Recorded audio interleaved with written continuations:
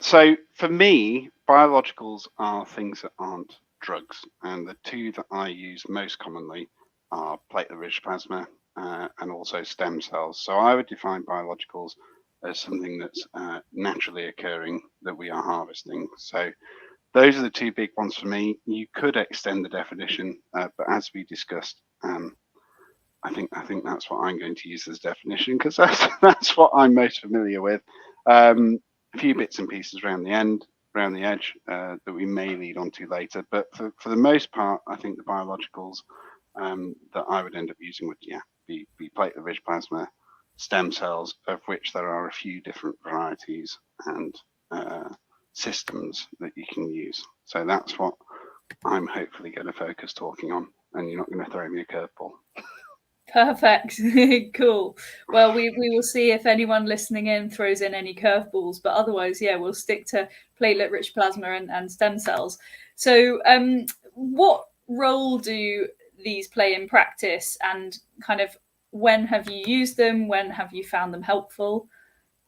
Fine. Yeah, well, I have to say, the longer we've had the system, the more and more applications we're finding. So for a long time,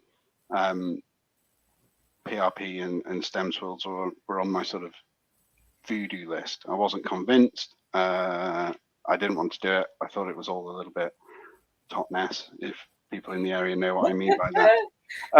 And so I refrained from doing it because I just wasn't satisfied that the evidence was there to support spending lots of clients' money on things that I wasn't convinced was working. But as time's gone on, there is more and more evidence. Most of it, I have to say, comes from the States. They seem to use it a lot more than we do, particularly with the platelet-rich plasma. Someone's in the background. So we've ended up. So with there being more and more published evidence, we looked into getting the systems a few years ago now. It was before COVID, certainly. And I have to say, it's really taken off. It came out before Librela, which someone's already mentioned in the comments, so we will end up talking about it, no doubt.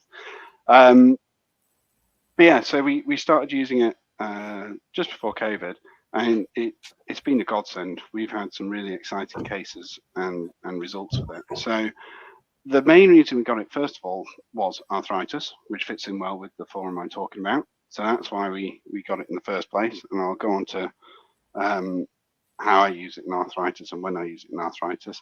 But we're also using them more and more post-surgically, prophylactically as well, in sports dogs. And